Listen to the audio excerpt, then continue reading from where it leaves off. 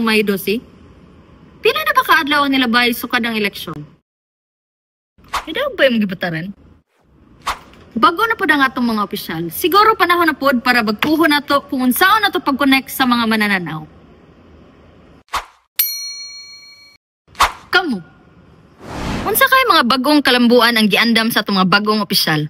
Tara, mag-connect kita. Para sa istoryang panggoberno, para sa katawhan, kini ang DILG Caraga Connect.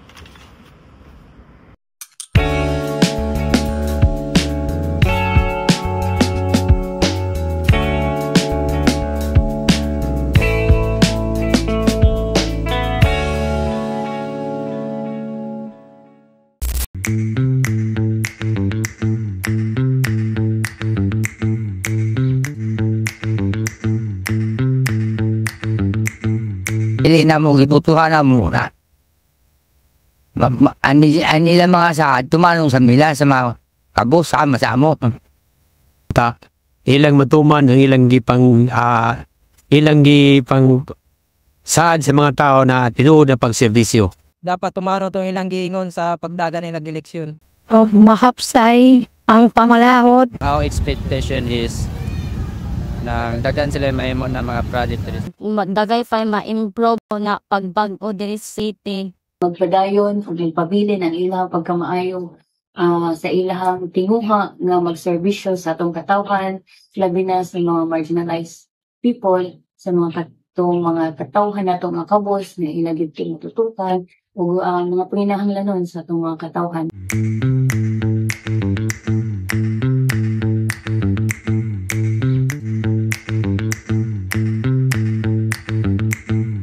Ako ang gusto nga kalambuan na mahitabo is ang pagbaba sa presyo sa mga palitunon. Tagaan og maayong pansin ang mga naas sa laylayan po. Yung atong kadalanan, kining tramping ko nato o gining matagaan nila solusyon, gining problema sa sidewalk. Isa po na siya.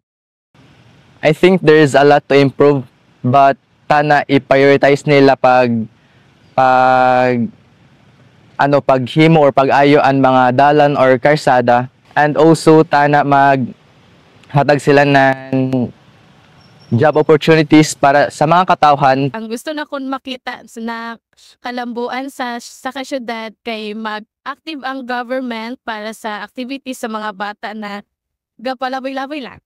Na dapat pa-address itong pangangailangan ng ating mga community, lalong-lalo na sa mga mahirap. At ganun din with regard to structure, kailangan ayusin yung ating mga kalsada, yung ating mga tinatawag natin road network na kung saan dito dumadaan yung ating mga produkto ng ating mga farmers.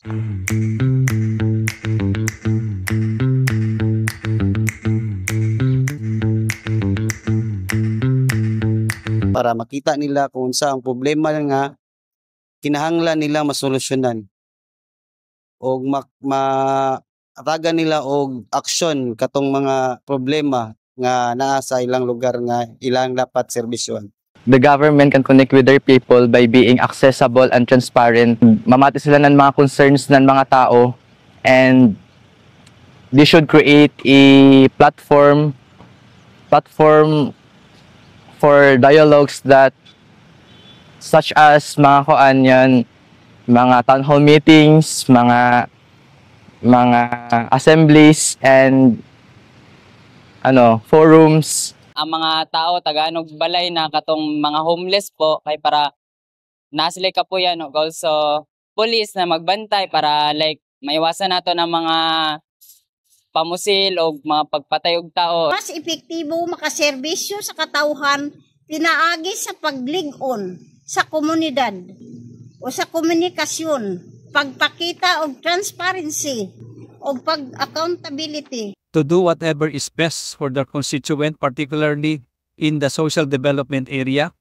I just hope that you will also prioritize all of the different sectors, particularly those from the vulnerable sectors of our society, and unite as one in the deliberate services that will improve the life of our constituent. Marami pong salamat and congratulations po sa inyong lahat. Kitang tanan nagtinguha og kalambuan og kabaguhan para sa atong nasod.